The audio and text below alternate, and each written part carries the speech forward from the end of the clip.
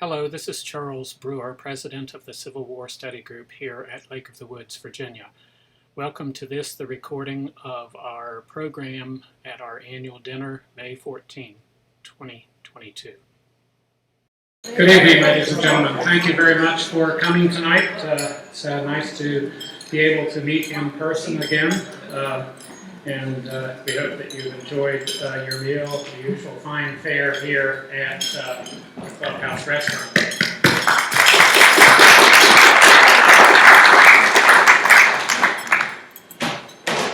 I'm Charles Brewer, the president of this august group, and I'd like to recognize several people here tonight.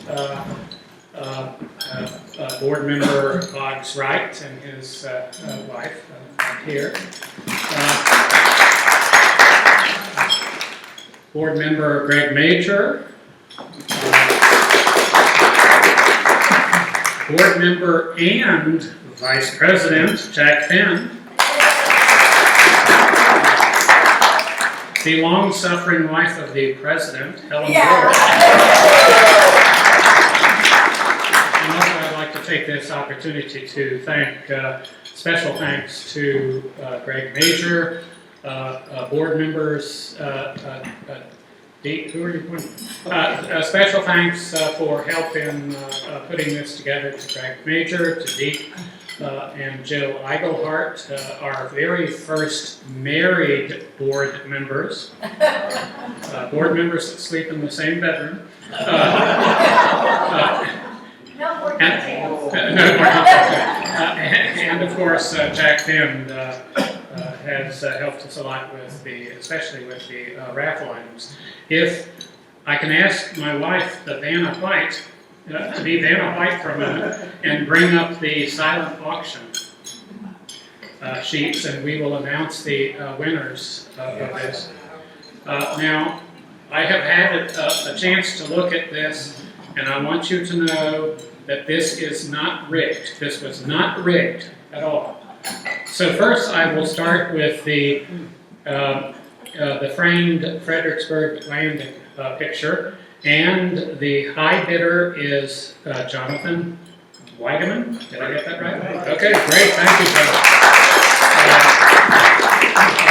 Before you leave, and before you take possession, oh, she's giving you possession. You can slip her $30, a check for $30, or whatnot.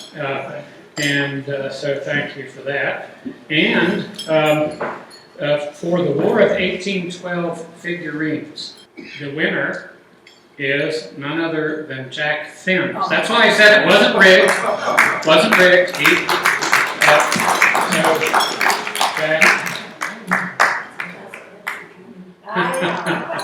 So now we will. I think our speaker has agreed to draw at the end of the program the winning ticket for the sword.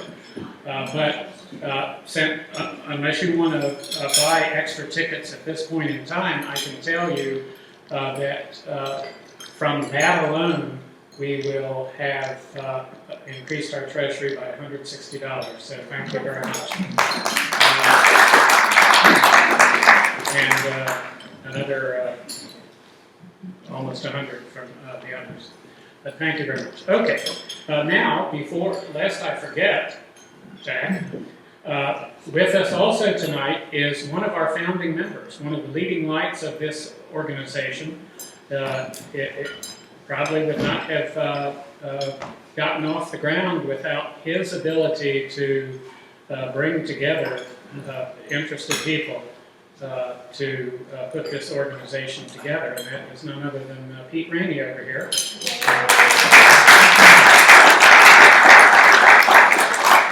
With his wife, Kathy.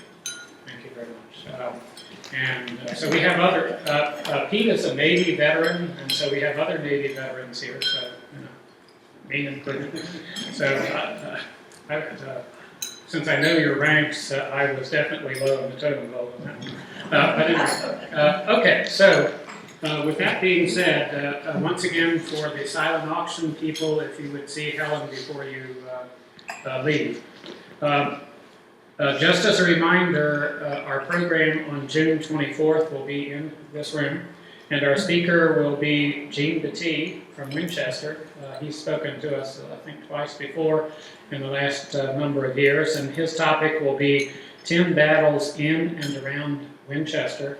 Now, he knows that we had a presentation in January from Bob Stone of the first Battle of Kernstown, so he won't regurgitate too much of that. But he told me the other day that he thought he had found an 11th. So it'll be interesting. So please come on June 24th. Tonight our speaker is Carleton Young, who is a Pittsburgh native. He has undergraduate degrees in economics from Westminster College and in English from Point Park University, an MA in history from Ohio University, and his PhD in history from the University of Pittsburgh. For 37 years, he taught advanced placement American history at Thomas Jefferson High School in Pittsburgh. He has also taught classes as an adjunct professor at the Community College of Allegheny County, the University of Pittsburgh, Eastern Gateway Community College, and in the Osher Lifelong Learning Institute at Carnegie Mellon University. We are lucky to be able to have Carleton with us this evening because he's been a busy guy. Earlier this week, he was in Petersburg, Virginia, and then he was in Harper's Ferry, and then on Monday, I think he's going to Wheeling, West Virginia, which is sort of on his way home. So we're very, he's presenting at a variety of Civil War roundtable groups in those various areas. His book, Voices in the Attic, results from diligent research that he, his wife, and another couple did in transcribing and investigating the letters home from two brothers from Orange County, Vermont. I've read the book and highly recommend it. I was hoping to have Carleton autograph my copy until I realized it's on my iPad. Oops. With that, I yield the mic to Carleton Young.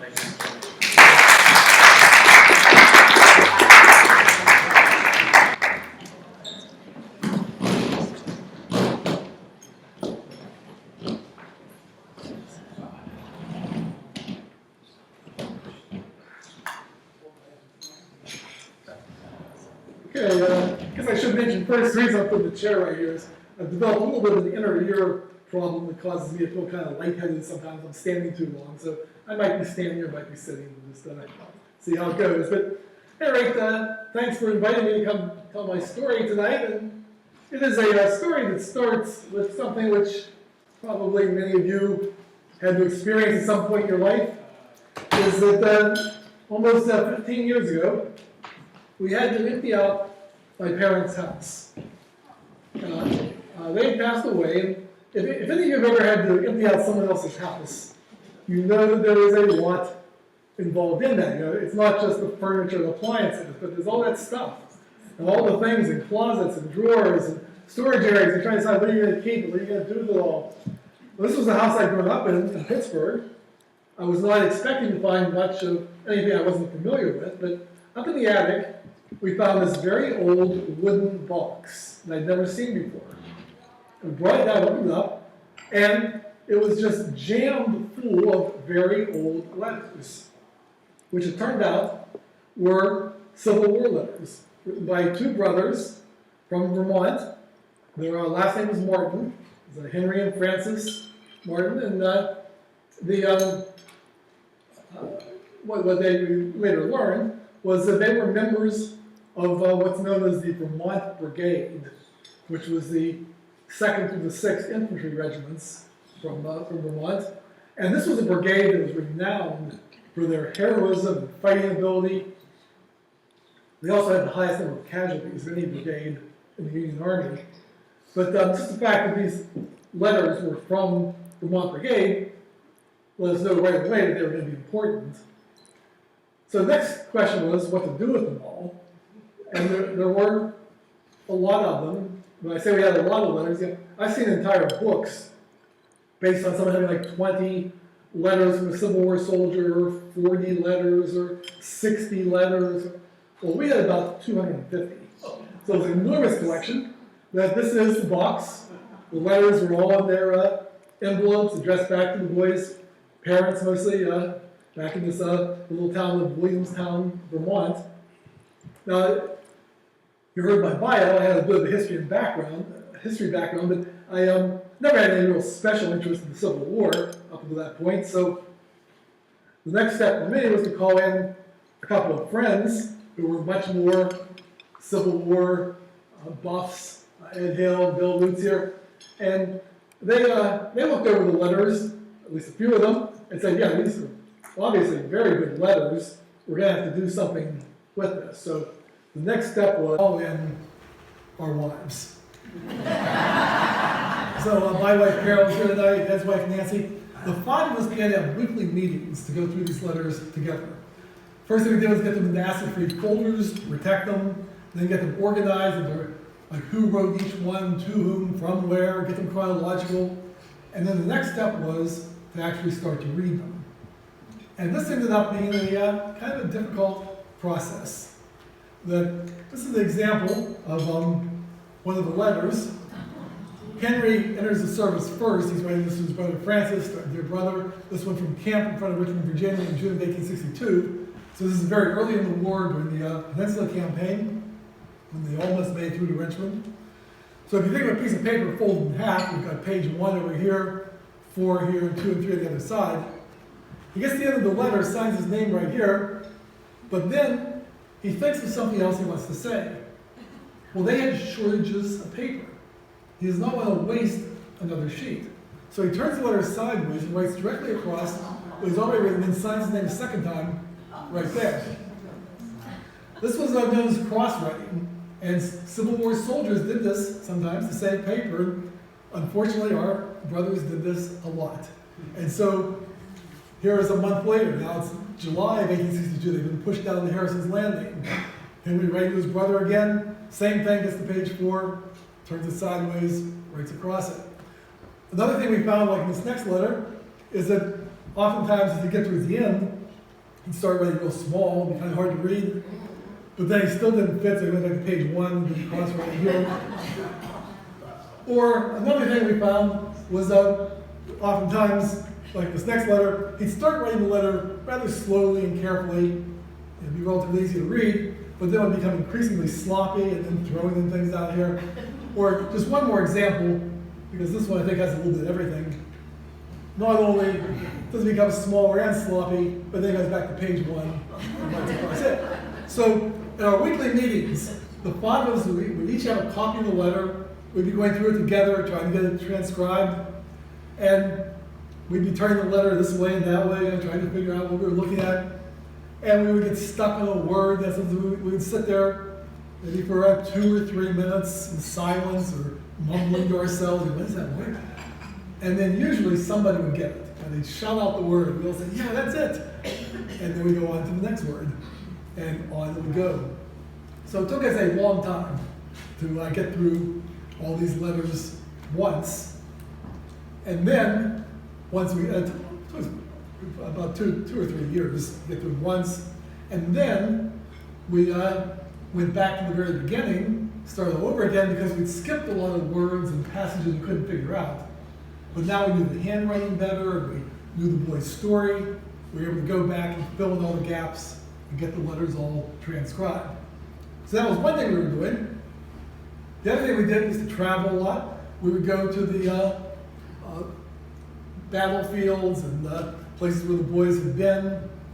In fact, Fredericksburg was one of the first places we went to because so many of the letters were sent from down around this area. In fact, in Fredericksburg, when we first got there, we saw someone that looked like they were working there, went up to them and said, we were wondering if you know a good bit about the battle here. We had some questions with our letters. The person we happened to pick was Frank O'Reilly. And he knew a bit about the battle. He was able to, and so he was a big help getting us started in this whole project. But at any place we went, the park rangers and the historians always were really impressed with the depth of these letters and the kind of things that they were dealing with. The other thing we did was to travel to Vermont, to the boys' hometown. Now, so the boys are from this little town called Williamstown, which is a very small town in central Vermont. Williamstown is about 6 miles south of Barry, Vermont, which is where my father grew up. So we always knew these letters had to be connected to my father's side of the family in some way. Barry, in turn, is about 6 miles south of the state capital, Montpelier. This is Williamstown. This Congregational Church is the church that our boys grew up in. It was built in the 1820s. And just to jump ahead of the story a little bit, we've been up to Williamstown many times, but one of the things that really surprised us in the letters was how good the mail service was during the Civil War. These boys down here in Virginia in their camps would be getting letters that had only been written 2 or 3 days earlier from up in central Vermont. And since the mail service was that good, people sent care packages. And they sent food, perishable goods through the mail. And one of the things that this church sent on many occasions was chicken pies. These big chicken pot pies that the boys would be getting, and maybe thanking their parents for sending these things, and thanking the church members for the chicken pies that they'd be sharing in their camp. And so we were, a couple of years ago, my wife and I were driving through Williamstown, and in front of the boys' church was a big banner that said, "Chicken pie dinner tonight." It turns out that's a big fundraiser up in Vermont. The churches had these chicken pie dinners, so we were able to go to the boys' church and eat that recipe for a chicken pie. Sadly, though, a couple months ago, fire swept through the church, totally destroyed the church. The only thing they were able to salvage was up in the bell tower, Paul Revere Company bell that survived the fire, and that was the only thing that was left. But anyway, next to the church is a Civil War monument. So the first time we went up there, we parked by the church and went over and said, "Oh, great. We came up to find out about our soldiers in the Civil War, the Civil War monument." We went up and started reading all the names all around, the boys from the town, and our 2 brothers are not listed. We thought, this is crazy. We drove all the way to Vermont. But we know them from here. We have the letters, they're addressed here. We have the military records. And so this was one of many mysteries that made this so interesting for me, because there was a question of, I knew my family history a bit. I'd never heard of anyone with the last name of Martin in our family. Had no idea if we were related to these boys, how these letters ended up in my parents' attic in Pittsburgh, or why my father never said to me, "Oh, by the way, you like history. You should see what I have. I've got like Civil War letter." Yeah, none of this made a whole lot of sense. But this one we did get somewhat figured out. It turns out when they built this monument in 1869, by going through old town records, we found that they had decided to only put on the names of the boys who were drafted to fill the town quota. Our boys enlisted, so they were not eligible. Now, why they did that we're not quite sure the reason behind it. We're thinking there must have been some kind of local political dispute or argument going on why they would choose to do that, but that's what they did. Anyway, next to the monument, next building down here, is the local historical society. So the first time we went up to Williamstown, we decided to go inside. We told the person in the building a little bit about our letters. We said, the letters are addressed to the boy's father. His name is Chester Martin. So we said, we know this was a century and a half ago, but did you ever hear of a local farmer named Chester Martin living somewhere around here? The person in the historical society said, "Well, sure, Chester Martin's house, right down the road." So he gave us directions, and down we went and found the boy's house. So this is the house that our Civil War soldiers grew up in. That today, not only is it still there, it is now the front of a like an assisted living home. So they've taken out the back wall and built the assisted living area to the back and to the side. But the original house is now like the lobby and the office area. So we walked inside our boy's house and found that it was all decorated like Civil War era. So here we are yeah, we know they were gonna find this. We find our boy's house, we walk in, it's like it was at the time of the Civil War. Then we found out where they were buried, went up to the cemetery, and we were walking along, looking at all the names on the markers, and we saw this railed-in section towards the back, and went back, and sure enough, that was our Martin family, Chester Martin and his wife, and all the children buried there in the family plot. So it's been, lots of interesting finds as we've gone through this.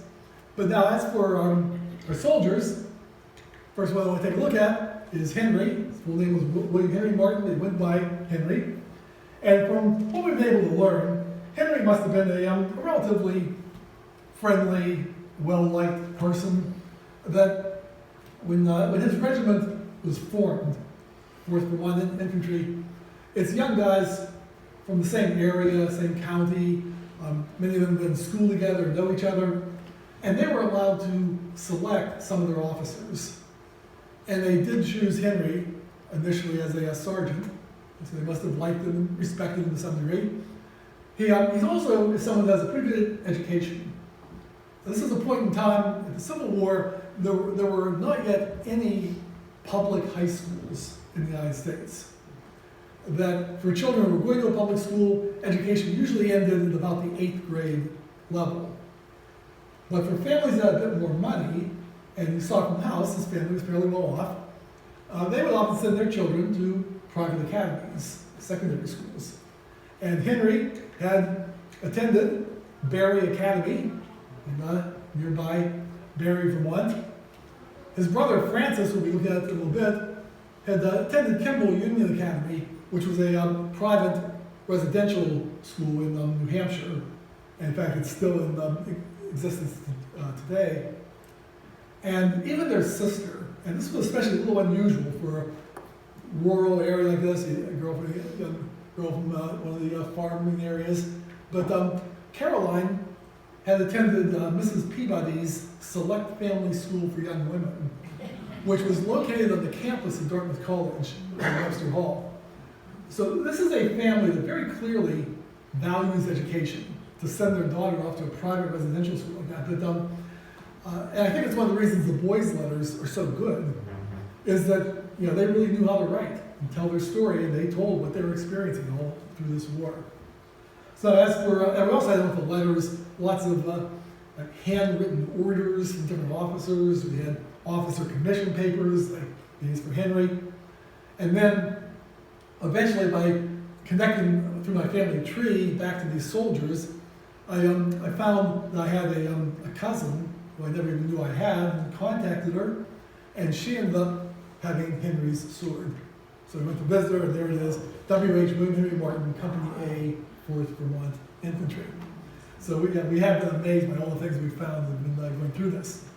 So as for Henry and his story, he will be entering the war as regiments formed just after the first battle of Bull Run.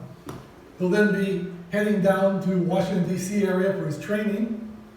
He'll be traveling, he's never been far from home before, but now he's traveling by a combination of steamboat and railroad cars to get down here. And of course, he has to go through Maryland, which is a little bit of a unusual situation because Maryland stayed within the Union, but it was a slave state. And there was mixed opinion, people on both sides. And so and there had been cases of recruits being attacked by pro-Confederate mobs as they went through Maryland. So in one of his first letters, Henry writes home, he says, "We passed through the streets where the Massachusetts men had been mobbed, but we did not have any trouble. Some people would wish us to bring back Jefferson Davis's scalp. Others would cry out, hooray for Davis. After dinner, we took the cars for Washington. We left, marched to a place called the Soldiers' Rest. There we stacked arms, ate supper, spread our blankets, slept the rest of the night. In the morning, we received orders to march to our encampment about 3/4 of a mile from the city of Washington. There we joined a large army of 40,000 men. I never saw such a sight before. There were thousands of cavalry, flying artillery, infantry on drill when we arrived. The cavalry charging at full speed, accompanied with flying artillery, was a grand sight." So this is all kind of exciting for Henry at first. The camp he's talking about, I found this photograph is from Vermont Brigade soldiers at their camp. Their camp was located on the grounds of what is today the CIA headquarters. And so I had thought it might be fun to show up at the CIA someday and tell them about my letters and say, it's okay, I'll just walk around and check things out here and see what they have to say. But anyway, he's going to be there for quite a while. And one of the things he'll get to do, which I really would not even have thought of, is he does get to do a good bit of sightseeing. You know, they're not training all day, every day. And he'll talk in his letters about crossing the Chain Bridge. And there's a photograph of Chain Bridge during the Civil War. And then work his way on into the city. And he talks about walking past the White House. He tours through the Capitol building. He goes to the Smithsonian Museum. He's seeing all the sights while he's there. So it's kind of exciting at first. But before too long, there's going to start to be a problem. And the problem is going to be disease. You've got this situation, all these young guys, many have never been far from home before. Now they're all mixed together in these camps. So you've got problems with immunities to disease. You have the problem that you just don't know a lot about good health care and hygiene. So people start getting sick. And after he's been there for a couple of months, Henry writes home, there's a great amount of sickness in the regiment. Charles Lynn's very bad, John Green's unwell, Faye's in the sick list, Dick Jones, Cosgrove, Frank Flint. As parents know all these people, like I said, they're all, so many people in this regiment are from the same area. Measles and mumps prevail extensively. Newell Carleton is quite sick with typhoid fever, but we hope he will soon be better. Well, his friend, Newell, who'd just been in school with a few years earlier, does not improve. In a later letter, he writes, as soon as he was confined to his bunk, I had him moved to my tent, where it was more still and more spare room. He remained there about 2 weeks. Received as good a care and attention as had been given under the circumstances. He was not in his right mind at nights, constantly spoke of his father, and was finally removed to the hospital, where he received pretty good care, but he grew worse every time his fever changed, and last Saturday night, about 8 p.m., he died. So this became the first of many friends and relatives of Henry who will die in this war. And as time goes on, things just keep getting worse and worse. Another letter, he writes, when we left Vermont, my regiment numbered 1,100 strong, able-bodied men. Over 60 have now died of disease, and a great number are sick. My company numbered 101, but today only 36 privates are available for duty. So they are having just a terrible time. In another letter, he writes home to his parents, he says, I see sights that would make any one of you at home shudder. Almost every morning, we see outside the hospital a corpse of one of our fellow soldiers, there to remain until the next day. Finally, the corpse is dressed, placed in a pine coffin, and ready for burial. I found this photograph of Vermont Brigade soldiers burying their dead at that camp. In his letter, Henry goes through the whole procedure of what they do at these burial ceremonies. It was kind of interesting the way he concludes the letter. He says, all of these scenes we become familiar with and think but little of. So it's like it's just an everyday thing. They're out training, they go take a break, go to the burial ceremony, come back, continue the training, and all that goes for week after week and month after month in this camp. Now, before we get to Henry actually going to combat, I want to talk a little bit about some of the other people in the letters, because we found all these tangents we would go off, because Henry would talk about people in the camp with him, or people back home, and we started researching them and find lots of interesting stories. One of the more interesting is Uncle Isaac. This is Henry's cousin, Major Isaac Lynn, and the situation here is very early in the war. There's going to be, Isaac Lynn is going to have a command out west, in fact, way out west, all the way out in New Mexico. And in a very early phase of the war, a group of Texans, the Confederates, are going to come across the border. Isaac Lynn will take his men out to face them. Now, unless you are a real Civil War buff, you may have never heard of the Battle of Messina. It's not one of your big ones. It's only a few hundred people on both sides, relatively light casualties. Although, when I gave a talk at Hampton Roads, there was a woman there who actually had been at the battlefield. But at any rate, at this battle, Isaac Glenn did not feel it was going real well. He's going to pull his men back into his fort. But he also realized the fort was not really defensible because the Texans had artillery with them. So Isaac Glenn, the next day, is going to order his men on a fast march to another fort. Unfortunately, many of his men just could not bear the thought of leaving behind their stores of whiskey. Many of them filled their canteens with whiskey. The next day, they're out in the hot desert sun. People are getting sick and dehydrated. Texans catch up with them and surround them. Isaac Glenn is going to have to surrender his entire command. Like I said, the numbers are very small in terms of the great scope of the Civil War. It doesn't really matter that much. But Isaac Glenn had the misfortune of this happening just 3 days after the first Battle of Bull Run. So there had been this surprise defeat of the Union Army in the first big battle of the war. Now comes word they just lost something out west. So it doesn't go over real well. Isaac Glenn is relieved of his command. So he comes back to Washington, D.C. to try to get a private meeting with Abraham Lincoln to give his side of the story about what happened out west. And he's going to be staying in the Vermont Brigade camp because he knows so many people there. Plus his son is there. His son, that's Henry's cousin, is in the same regiment as Henry. And so Henry has a bunch of letters home talking about Uncle Isaac being there and the things he's saying. But Isaac Glenn also has a daughter. His daughter, Louise, was married to Brigadier General Frederick Dent. Now, back in his school days, Frederick Dent had been roommates and very close friends with Ulysses S. Grant. And, in fact, he introduced Grant to his sister, Julia, who Grant married. So Henry's cousin, he's grown up in this little town, is not only married to a Brigadier General, but she's sister-in-law to Ulysses S. Grant. And Isaac Glenn has another daughter. His other daughter, Mary, is married to Major Norman Fitzhugh, who's Assistant Adjutant General for General Jeb Stuart on the Confederate side. So it just amazed us. This was such a small town, but the number of people who had an impact on the Civil War and the years that followed are going to just be way out of proportion to the size of this town. Well, anyway, back to the war.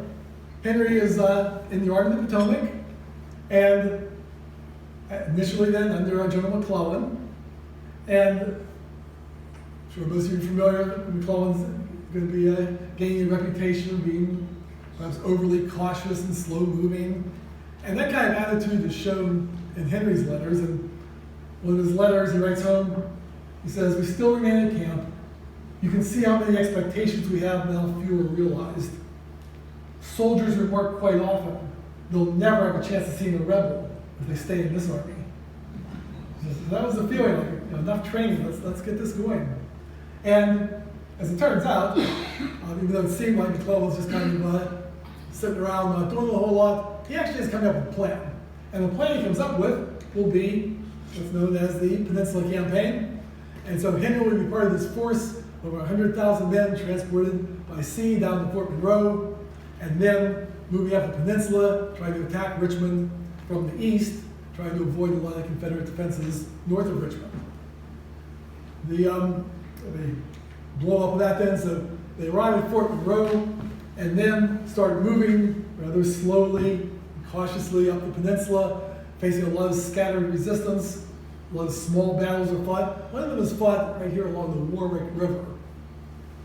And once again, not a whole lot of people have heard of this battle. It is the Battle of Dam Number 1. But for Henry, Dam Number 1 is going to be a real important engagement, because this is the first time he's ever actually gone into combat. He's not real sure just what this is going to be like.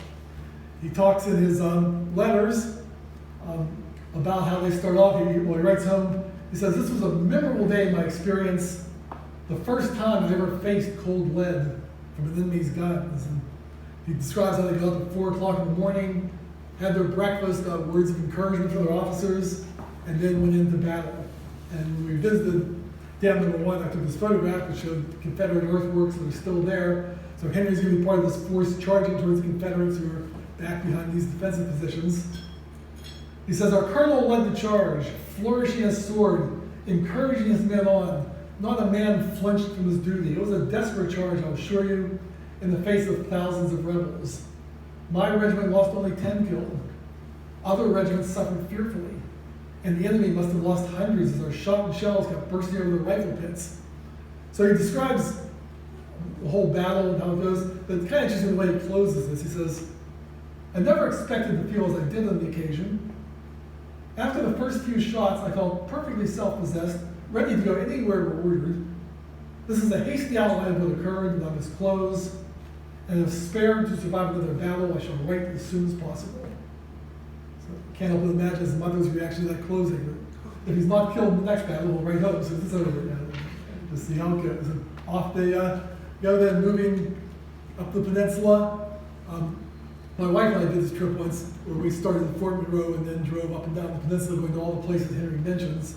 And so at dam number 1, I posted a picture and said, dragging my wife to another damn Civil War site. But they will, they'll be, Vermont soldiers will be very involved in the Battle of Williamsburg. Where they will be pushing the Confederates back further.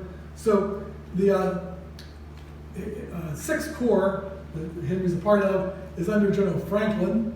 They will make it to within 12 miles of Richmond. And at that point, General McClellan is going to be calling a halt to all this. McClellan feeling that the Confederate defenses they had were too strong. And so things just coming to a sudden stop at that point. And of course, some historians think that with the numerical advantage the North had, they might have broken through and taken Richmond this early in the war. But anyways, Henry's seen a lot of interesting things along the way. One thing he got to see was the famous battle had taken place between the two ironclads, Merrimac and the Monitor, and he's able to get a real close-up look at the Monitor. He writes home to his parents about it. But he really was not very impressed. He didn't think these ironclads were going to contribute much to the war. What he was much more impressed with in this campaign was the use of the balloons. These hydrogen-filled balloons, where they could see the Confederate troop movements and defensive positions. He thought this was going to be a major part of this war. But anyway, as things turn out, it's about to change very dramatically on the peninsula. General Joseph Johnston, severely injured, and Robert E. Lee will take over to defend Richmond. And Lee will decide that the best way to defend Richmond is to go on the offensive. That they will move out in what's known as the 7 days, this week of fighting, where there'll be lots of battles taking place, different parts of the army during the 7 days. Henry and the Vermont soldiers will be involved in several of those. One where he's involved in is Savage's Station. At Savage's Station, after the initial fighting there was word that another large Confederate force was approaching. And so the Union soldiers had to move out fast, and they had to leave their wounded soldiers behind, which Henry was not at all happy about. And I did find this photo, which is the wounded soldiers at Savage's Station that are being left behind as the army is going to be pulling out. Another place they'll be fighting is going to be at White Oak Swamp. And at White Oak Swamp, the idea there is that the Union soldiers who have been left there are trying to slow down Stonewall Jackson, who's coming from the Shenandoah Valley. And as it turns out, this rear guard action is going to be very effective at White Oak Swamp. And as a result, Jackson is not going to get to where Lee had hoped to use him later in the 7 days. But at any rate, the end result of all this is that the Union Army has been pushed down to Malvern Hill.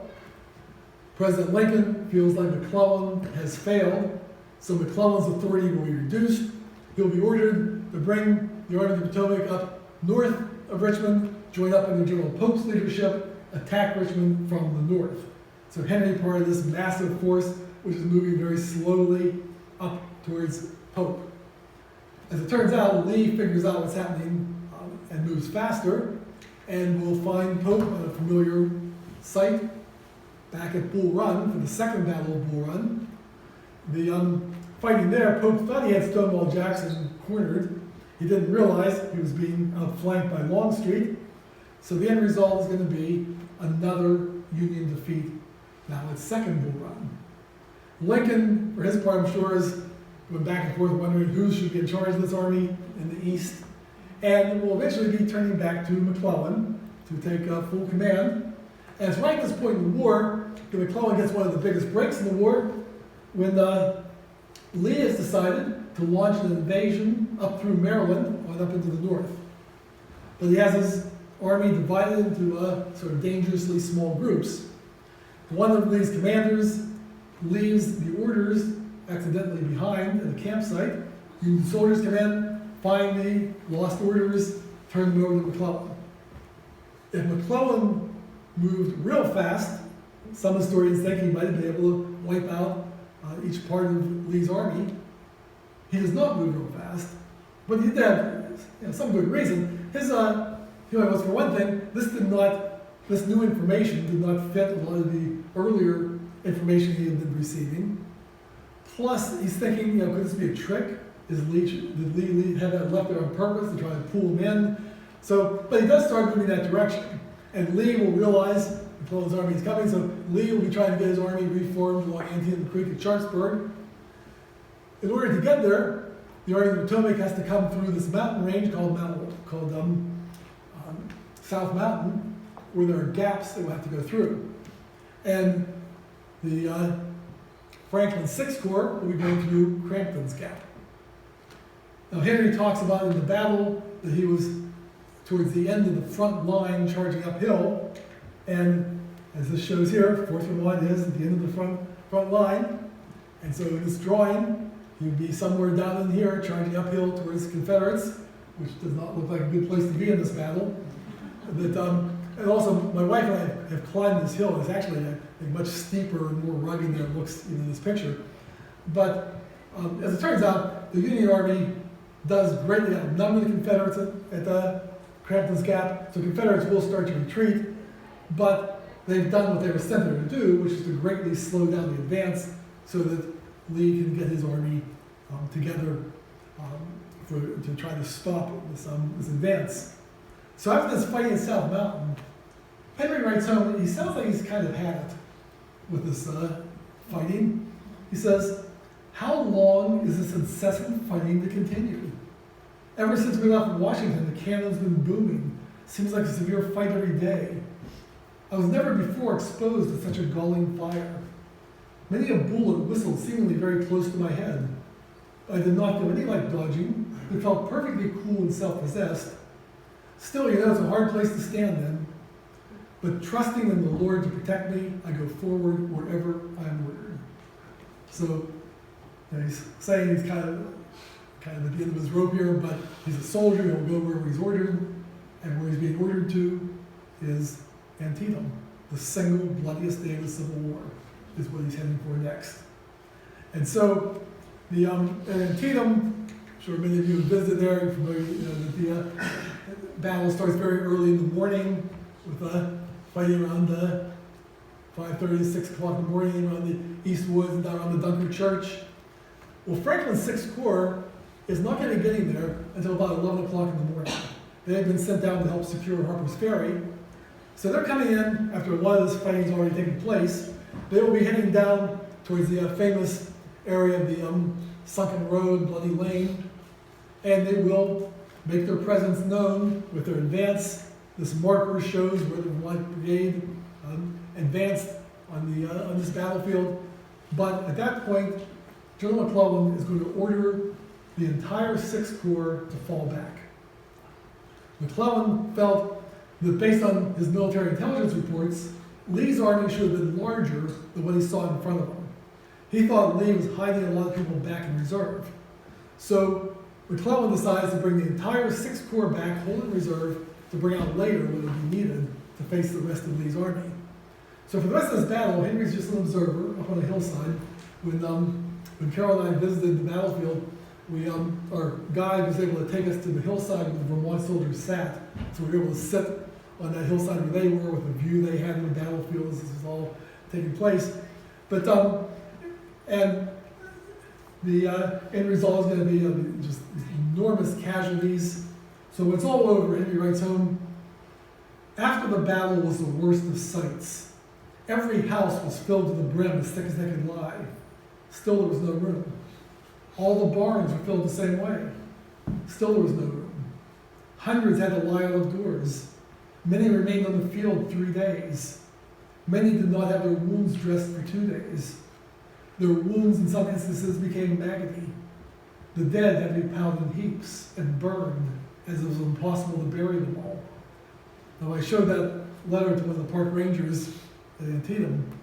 He said that they had heard stories that supposedly there were so many dead bodies to deal with that in some cases soldiers had just started to stack bodies up and burn them. But he said he never before had seen a first-hand account of someone saying they'd seen that until here it was in Henry's letter saying he saw them doing this. So,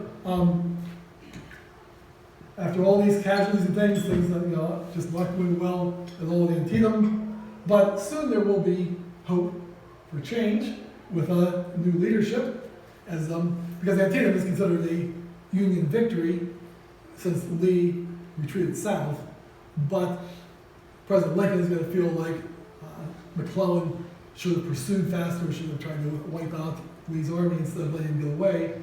So we had a change in leadership. General Ambrose Burnside now taking command. So with Ambrose Burnside, of course, we get a new word in the English language with sideburns for that facial hair, but we also get a new plan. And the new plan is going to be to try to move the Army of the Potomac very quickly down towards Fredericksburg, have pontoons brought down, create pontoon bridges to go through to the city, to establish themselves up on the heights above the city, and be in a very strong position to face the Confederate Army if it tries to attack. And Burnside does, surprisingly, by moving as quickly as he does, to get down towards Fredericksburg area. Of course, they get down here, and the pontoons have not yet arrived. And so they sit and they wait. And they wait, and while they're waiting, the Confederate Army will establish itself on the heights above Fredericksburg. So probably the prudent thing for Burnside to have done would have been to say, well, it was a good plan, but it just didn't work. We have to try something else. But there are political issues too. This is the middle of December 1862. The Emancipation Proclamation goes into effect January 1st. Lincoln wants a victory now to make it very clear they're in a position of strength at the point of the Emancipation Proclamation. And faced with that kind of pressure, Burnside decides to go ahead and launch the attack. It's going to be difficult even just getting the pontoons into place, facing enemy fire, and then making it to the city, trying to go building by building through Fredericksburg, and then ultimately to, once getting through the city, to have to go up towards these strong Confederate defenses up the stone wall up above. And so, as it turns out though, and I'm sure many of you are very familiar with this, but usually when we do this talk, people don't understand this, that there's more to this battle than what took place here, that a couple miles downriver, more pontoon bridges were put into place. In fact, Henry was part of the detail that installed these. And this is Franklin's 6th Corps, which is to come up through Stonewall Jackson's defenses and try to come up behind the stone wall in another direction. And so that's where Henry's at. But now the problem is, today, that this is a national park up here. This area where the 6th Corps was has become developed. Henry was positioned right along Deep Run Creek. And today, around that position where Henry was, is a Wawa convenience store. But when we visited, we had, the creek was still there, Deep Run Creek, and so we parked and walked past the gas pumps and the convenience store and up along the creek and found the high ground where Henry is going to be talking about in his letter, where he's going to be part of this battle. So this is a blow up on Deep Run Creek. It's right here. This is Henry's regiment is right there, and then this is artillery back behind them. And so Henry will write, and he's going to be watching a whole lot of this fighting take place up on high ground here, watching all these blue arrows here, Union forces trying to break through, getting stopped. He says, I was in command of my company, with the captain being detached. Soon 2 regiments came out and charged on us. And that is these 2 North Carolina regiments that are coming this way, that they had realized that if they could come along the creek and break through the Vermont soldiers, they could capture their artillery behind them. And so all of a sudden, after just being an observer for quite a while, Henry finds himself in the midst of the fighting. He says, these two regiments came and charged on us. The shot flew like hail around us. We had the line taken. I did not let my men retreat until they were within about 10 rods of us. I found it useless to try to stop them any longer. Ordered to retreat, halted on the brow of the hill, all the time giving them deadly fire. Just then I saw the 3rd Regiment coming to my assistance. Now, as it turns out, while this was taking place, Henry had a friend who was back in reserve who was watching this. His friend took out a piece of paper and a pencil and sketched the fighting. So Henry had been up here, but these are the North Carolina troops that pushed them back. Right here it says 4th Vermont, and Henry said they reformed their lines. And then the last thing I read was he said the 3rd Vermont came to their assistance. Right here it says 3rd Vermont. He says also our batteries open. So remember the cannon in the back behind them, the cannon would be fired over their heads into the North Carolina troops. So this staggered them. They turned and ran with us after them and retook our old position. They lost, I should judge, 100 men. The ground was strewed with dead all the way back to their old position, after which they ceased firing. And so Vermont soldiers done their part at Fredericksburg, but of course overall, it's especially because of what happens back through the town and up by the stone wall, a enormous Confederate victory. So when it's all over, Henry writes home, he says, thus ended the fight. What we've accomplished, I do not see. I hope something. Our whole loss is reported 18,000. Sunday there was a flag of truce and the wounded brought off. I crossed the line Sunday, saw some of their dead and wounded where our regiment fought. The rebels are very friendly when the flag of truce is up. They are also very eager to have the war closed. The lines immediately join each other and we exchange coffee for tobacco. So if you imagine, after fighting like that, they call a ceasefire, the two sides come out in the middle, shake hands and talk and trade things back and forth, and then go back to their sides. It says, Monday we were relieved, went back to the rear. That night the whole army was ordered across the river, remained there ever since. I've been in battles before, but not one equal to this last one. How I ever escaped, I cannot imagine. Exposed to solid shot grape and canister, rifle balls by the volley. It seems as though I must have been shielded by some unseen power. I was the object of sharpshooters, being so I could not get cover. I could do nothing but stand there and let them fire at me. I had the privilege of seeing all that was going on, to see a rebel regiment advance on us, also to see a battle take place in the open field. I've seen enough, and hope never to see the like again. If I ever felt grateful, it was when darkness covered the field. So, very much a low point for the Union Army after the Battle of Fredericksburg, but soon there will be hope. New leadership. General Joseph Hooker will be taking command, replacing Burnside. Hooker will come up with a new plan. The new plan will be that he has an enormous army, more than 130,000 men, Lee with about 65,000, so it's about 2-to-1 advantage. So he's got his cavalry sweeping around, breaking off supply lines, have part of the army attack from Fredericksburg again, but this time Hooker will be taking the rest of the army, we're behind Lee, to Chancellorsville, and together then to move his men all around from different directions to crush this much smaller army of General Lee.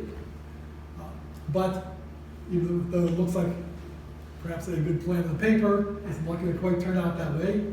That Lee will kind of defy what a lot of people saw as conventional wisdom at the time, being that if you're greatly outnumbered, you keep your army intact, you don't divide a small army. But Lee will do just that. He will leave part of the army at Fredericksburg, take the rest back towards Hooker at Chancellorsville. Now, as for Henry, Henry is here. This is the 6th Corps, is at Fredericksburg. And they will be charging up against those Confederate defenses again. This is a photograph of some of the 6th Corps soldiers before the charge. Now, of course, they don't know how strongly defended the lines are. You know, this might be another suicide charge like the first Battle of Fredericksburg. But as it turns out, it's not as strongly defended this time. The stone wall does fall, which Henry wrote in his letters. He thought this was going to be a big turning point in the war that they'd finally done this. But it won't end up mattering a great deal because of what happens in the rest of the battle, where Lee has already divided his army once, now he'll divide it again, having Stonewall Jackson circling back behind the Union forces and attacking them from different directions. Hooker, taken so by surprise, will fall back in this kind of a horseshoe-shaped defensive position, enabling Lee to send part of his forces back towards the Sixth Corps. Sixth Corps is now under General Sedgwick. So they'll be coming from Fredericksburg. They will fight a battle at Salem Church, and at Salem Church, Sixth Corps is defeated. Sedgwick will retreat back across the river. When Hooker hears that Sedgwick is retreated, Hooker gives up and retreats as well. So it seems like no one can get the best of Robert E. Lee. But as it turns out, Lee is not totally satisfied either, because Lee's concern is, with the numerical advantage of the North plus the industrial might, he cannot keep stopping these large armies forever. His feeling is that maybe now is the time, if they could move up into central Pennsylvania and try to get a big victory, they could perhaps get a peace settlement to end this war. And so the Confederate Army will be moving first up towards central Pennsylvania. The Army of Potomac will be trailing behind. And of course, this is this massive army of 100,000 men, and the Vermont soldiers, in this case, are going to be at the very end of the line. They are protecting supply lines as they move up through Maryland. So Henry writes home, he says, "We are now on our way through Maryland in all possible haste. We are expecting one of the roughest campaigns we've ever had. It's reported that 40 men have died on the road on account of the heat. Now, this is June, very hot weather. Many are sunstruck. We never saw such hard marching before. We are covering the rear of the Potomac Army, have got the trains all safe within our lines. If this thing is managed properly, we will annihilate Lee's army. But we are dreadfully worn down. Pray for us. Thousands are to be sacrificed within the next few weeks." So it turns out he couldn't be much more prophetic than that. Like about 3 weeks before the Battle of Gettysburg, he says, thousands are to be sacrificed. He says, this time we're going to do it. This time we're going to defeat Lee's army. And so they also have had a change in leadership then, with General Meade taking command as they're moving up through Maryland.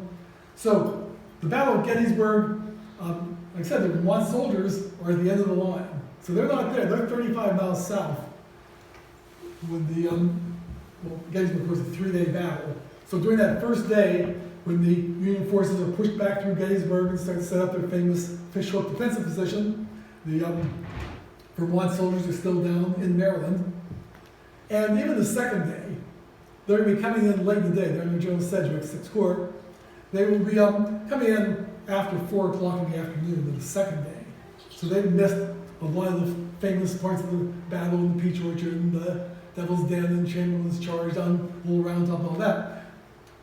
But even though they're not there, Henry did have a cousin who was there. It was kind of an interesting story. His cousin, George Smith, is in the 17th U.S.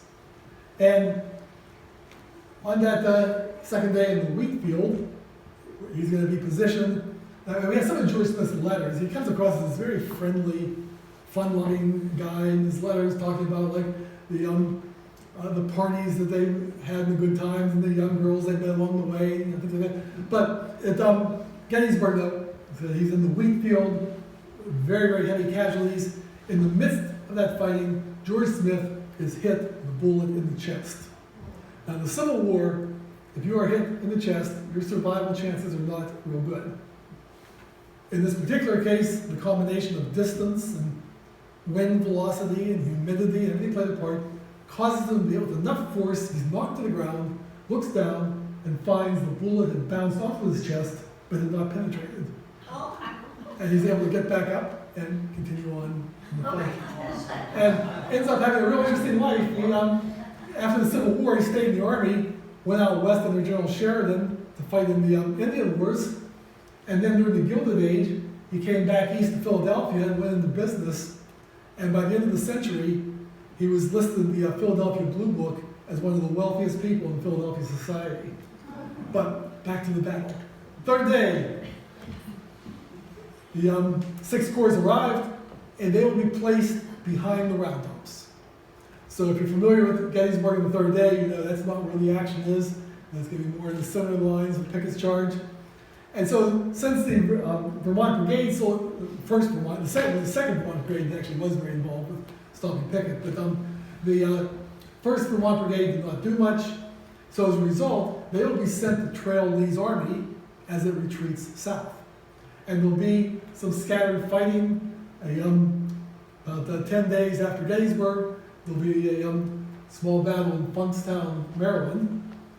And Funkstown, Maryland is only a few hundred casualties. It just pales in comparison to the 51,000 plus at Gettysburg, but Henry is one of those casualties. Henry will be hit in the shoulder with shell fragments. So he's going to be out of the war for a little while. He'll be going back home to recover. And while he's back home, interesting thing happens in his life. He ends up engaged to be married. Engaged to a young girl named Laura Ainsworth. But we know from the letters, it was a secret engagement. So we had another mystery to try to solve. Why is this a secret engagement? And we think we've got the answer. Because in the letters, Henry had been keeping a small notebook. And in his notebook, he was keeping track of letters he sent and letters he received during the war. Well, he had never corresponded with Laura Ainsworth up until this time. This is it's a small town. They were on the same age. They would have certainly known each other. So apparently, they were not very close until he goes home on his medical leave. And two of them must have really hit it off because they went on a picnic with a group of friends, and he proposed. So we're thinking, probably what was going on here was they probably thought that either her parents or his parents would not be happy about this whirlwind romance. He comes home with medical leave just like that, they're engaged. But they're excited to go tell someone. So they tell their friends, but they say, don't tell anyone else. For 1 year, we're going to keep this a secret. And off goes Henry back into the war. Although actually not into the war at first. Next he ends up in New York City. Abraham Lincoln's called for a military draft. Draft riots broke out in several cities, the worst ones being in New York, where hundreds of people are getting killed, thousands of injuries. The entire 6th Corps of the Army will be sent into New York City to maintain order and patrol the streets.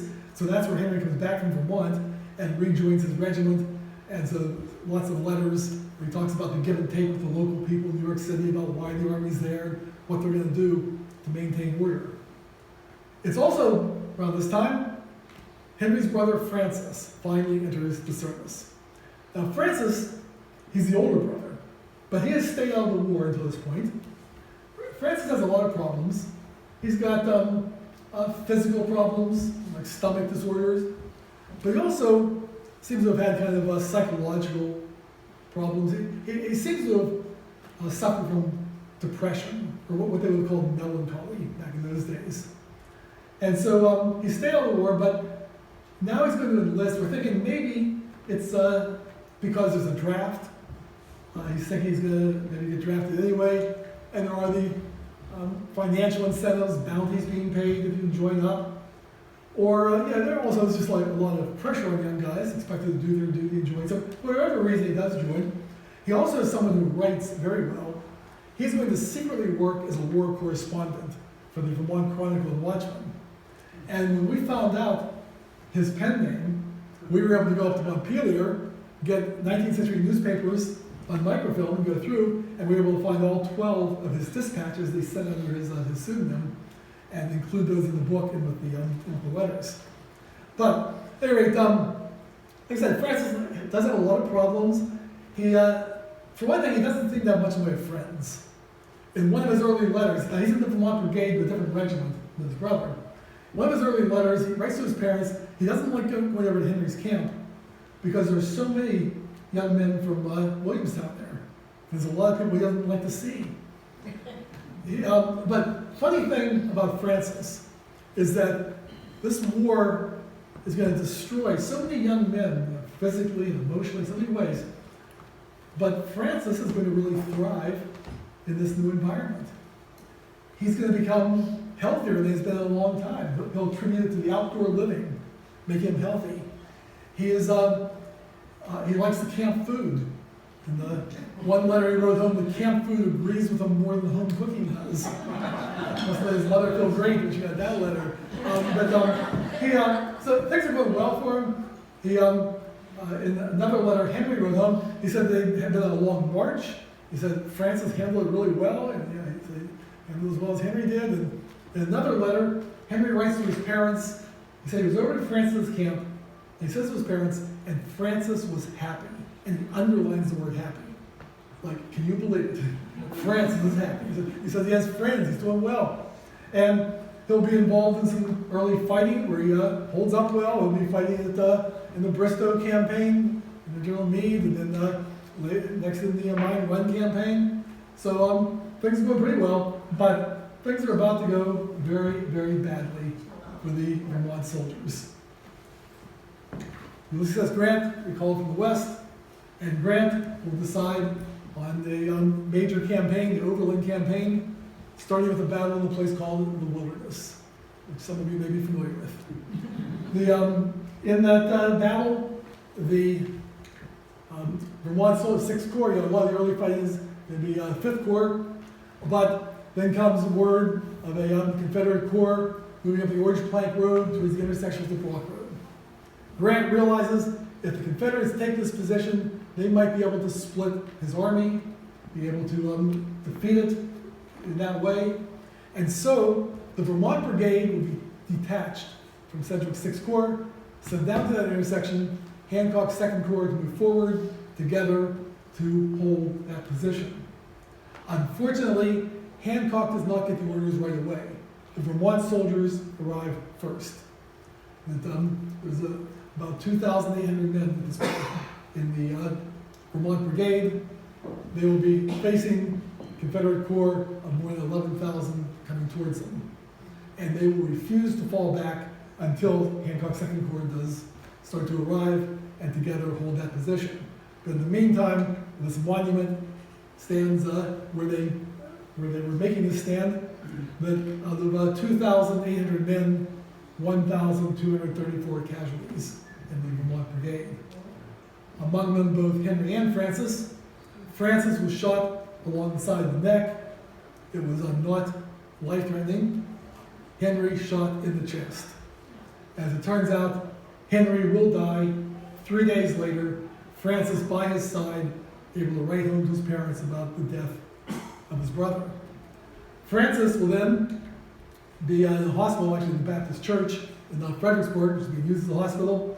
When Carol and I visited there last year, we decided just to walk into the Baptist Church there, and the first person we ran into was an assistant minister who just happened to be a Civil War buff and part of the Civil War Roundtable, was able to take us through the church, showing us where the soldiers had been, and it was set up as a hospital and all that. But anyway, Francis will be recovering while Grant keeps moving towards Richmond and Lee keeps moving to block him. Francis will finally be released and will rejoin his unit the day of the Battle of Cold Harbor, with all the terrible casualties there.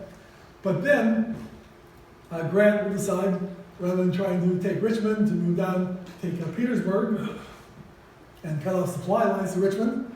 So Francis will be part of the force that is starting to lay siege to Petersburg. Then the 6th Corps will be sent up into the Shenandoah Valley under General Sheridan, where at Cedar Creek they will be taken by surprise. Jubal Early's early morning attack. Very early in that attack, Francis saw one of his friends go down. He will go try to help him. In that process, Francis will be shot just above the ankle. He'll be taken to a military field hospital, probably something similar to this, which is not the kind of place you want to be in the Civil War, probably. This being a Civil War surgeon's kit, composed largely of saws and blades, because the great danger is infection. They don't have penicillin or antibiotics, but if you amputate, then maybe the infection is not going to spread. And so Francis will be told they don't know what they have to do. They're going to give him chloroform, put him out. He'll wake up in an outside recovery area, probably similar to this, to find that they had amputated the lower portion of his leg. He then will be sent up to Washington, D.C., to a military hospital similar to this one. And there they found that the amputation had been done so poorly that they needed to do a second amputation much further up his leg. Now, as it turns out, the doctor who was involved in this was from Vermont. and was keeping his own record book, a book where he would put a photograph of each of his patients on one side, and then on the other side, handwritten account of how he treated the patient and how it all worked out. And so we were able to find the doctor's book up at the University of Vermont in their special collections, and that's where we found the photograph of Francis after the second amputation, now up above the knee. Francis will be recovering from this, and he will write his last account for the newspaper during his recovery period. He says, the 19th of October, that's the day of Cedar Creek. Now, historic note was an episode in my life ending my career as a soldier and necessitating me to act for the remainder of my days in a sphere entirely different from what I would have chosen. And he then tells the story of being shot at Cedar Creek and 2 amputations. But the way he concludes, he says, as this is the last of my series of letters as an Army correspondent, I will say in conclusion that while I regret the casualty which has befallen me, still it's only the fortune of a soldier, and I do not regret that I do not feel that I've served to no purpose in my country's call, or feel that I've served to no, that I've not correctly responded to my country.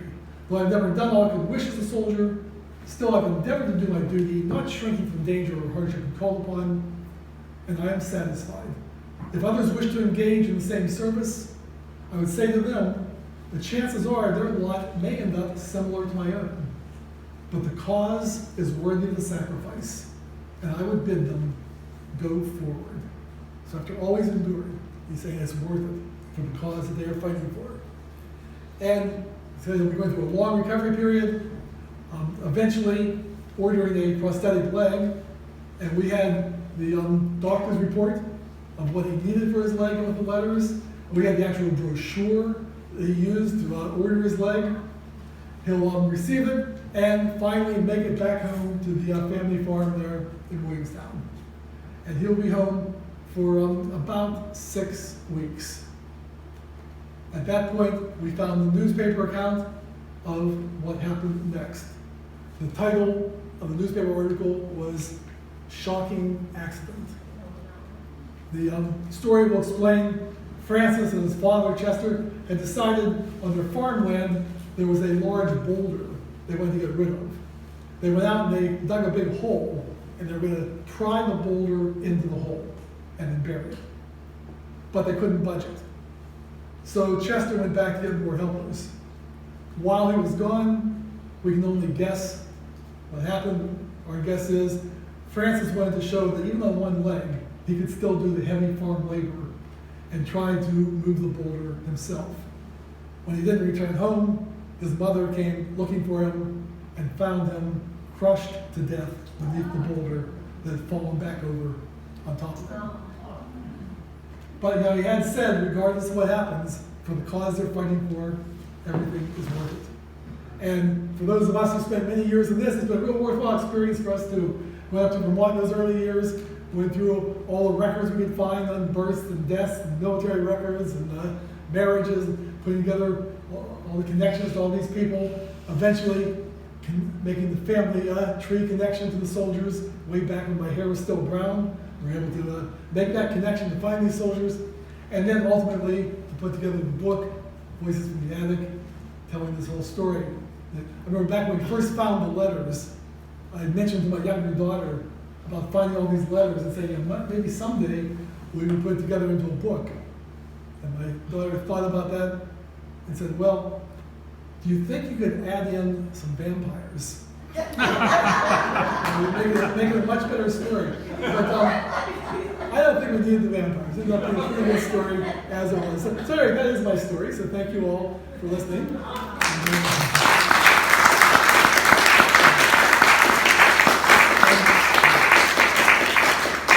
And do we have some questions? Right here. Yes. Where are the original letters now? Yes, we have the letters in acid-free folders in a climate-controlled storage area. We really have not decided what we're going to do with them. My guess is probably a historical society, like the Vermont Historical Society, would be a good home for them someday. But right now, they're just sitting there. Yes, How long ago was it that you found them? it would have been back around 2005, 2006, somewhere in there. But you know, I was still working then, so it was a long, slow process at first, and finally getting it all together. And but yeah, it all worked out very well. And I was approaching retirement and looking for something to do, and all of a sudden I had here I am with a history background. Plus another thing is, I know how to read cursive. In another generation or two, people might have found these letters and it would be like hieroglyphics, you know, and things like that. But we were able to put this all together and it became a retirement project. This. In all of the increments of war and battles, what were the timing? 3 days to walk from here to there? Yeah, well, I mean, they were sometimes, you know, walking as many as 20, 25 miles a day, and they were on the move quite a bit. And they were having a rough time with it, but yeah, they were infantry, so that's what they did. They, oh, yes. Did you ever figure out how you might have been related to them? Yeah, the relationship and something. It took us a long time to put together, but as it turns out, the father, Chester Morton, had 4 children. 2 of them had died rather young, and then the 2 boys died in the war, and then shortly after the war, his wife dies. So at that point, he's approaching 70 years old. He has a big farm by himself. He ends up getting remarried to a woman named Adelia Hill, and Adelia Hill had a daughter named Lucia. Benjamin Lucia Sibley had gone out to Kansas under the Land Grant Act and raised a family out there. But now the father, Chester Martin, his new wife, contacted Sibley's and say, would you consider coming back to Vermont and working this farm? It'll be yours someday. So they do come back, including their children, one of them being a 4-year-old daughter named Bernice. Bernice will grow up and marry my grandfather. So we're thinking, as a 4-year-old, she was coming back to Vermont. It was like she had this new grandfather. Probably talked about his sons a lot. Maybe read some of these letters to her. For whatever reason, when she got married to my grandfather, she must have decided to pack up this box of letters and take them with her. Now, as it turns out, she died relatively young too. She died in her 40s. But then my grandfather married my grandmother. So what we're thinking is, these letters would have still been there with them. So then, when my grandparents died, back in the 1980s, my father got up to Vermont and cleared out their house. So we're thinking he probably found this old box of letters, along with some other things, brought them back to Pittsburgh. And I think what happened was he put them up in his attic and said, I'm going to have to look at these someday. And never looked at them. So I don't think he had any idea. That's why he never told me he had all these Civil War letters. I don't think he knew what he had up there sitting in the attic. But after he passed away, then we cleared out his house and found all the letters. So that is the story there. In a few instances, you mention in the book that some of the transcriptions had cutouts where it looked like the signature on the opposite side of the page had been cut out. Yes. Why do you think that is? The reason oftentimes Civil War soldiers would do that is they would attach it, or people would attach it to photographs of the soldiers. So they would take a little letter, cut out the signature, and then attach that to the photograph. And so, and we found that with Henry, that one of the photographs we found from a collector had a piece of one of our letters attached to the photograph. Interesting. Yeah. And also, Henry, in his writing, as the war progressed and his experience in the war progressed, shows more and more aptitude in understanding the military moves and strategy, etc. Do you think that is possibly a derivative of his classical education that he probably had at the Berry Academy, where they probably read some of the classics, which they did. Yeah, we've looked at the curriculum, and boy, the modern standards is just amazing, the things that they study. But yeah, I think it's a combination of that and plus being an officer. Whereas Francis is documenting an officer. In Francis' letters, he usually doesn't even know where they're at or what they're doing. He just say they walk past a creek somewhere. Whereas Henry somehow has information where he's either talked with other officers or knows what's going on. He's able to put a lot more of that into his letters. Right. Okay, well, maybe One final thing, Okay. sorry. I did find this book fascinating.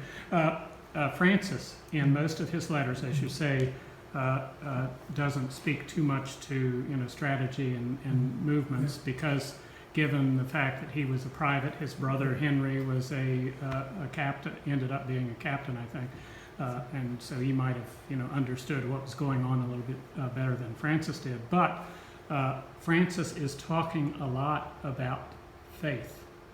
And about, and as a matter of fact, in one of his letters home, he asks his father Chester if he wanted to know the Lord. That type of thing. Yeah, what we know is that Chester was a church member. So Francis apparently is feeling that even though his father goes to church, that's not enough. That he needs to take another step. And so, but yeah, he is a very committed Christian. He writes a newspaper article, in fact, on faith and predestination, where he gives his ideas of that. So he's very interested in those topics. Maybe one last thing I just finish off with, people sometimes ask about, is what about the fiance? And that ends up being kind of an interesting story. The fiance, Laura Ainsworth, does get married a few years later. She marries a distant cousin, James Edward Ainsworth. They go west.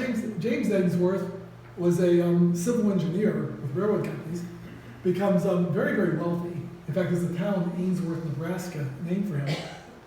They had no children, and when he died, Laura, this very, very wealthy widow, decided to come back to Williamstown, Vermont, to live, back to her hometown. And in that new role, she became kind of like a lesser version of Andrew Carnegie, and just giving her wealth away. And so in Williamstown today, the local library is the Laura Ainsworth Memorial Library. Outside the town is Ainsworth State Forest, with land she gave there. And nearby Norwich University is Ainsworth Hall, with money she gave to build that. And she gave money to fire companies and schools and all sorts of things. So it ended up having a real interesting life as it was. So like I said, the book is available on Amazon. It's $19.95, or if you act now. I did bring some along, and so the ones I brought along, it's the same $19.95, but I paid for shipping, handling, taxes, all that's covered. So it's just $19.95. Although to keep things really simple, for an additional 5 cents to make it even 20, you can even have it signed by the author. So.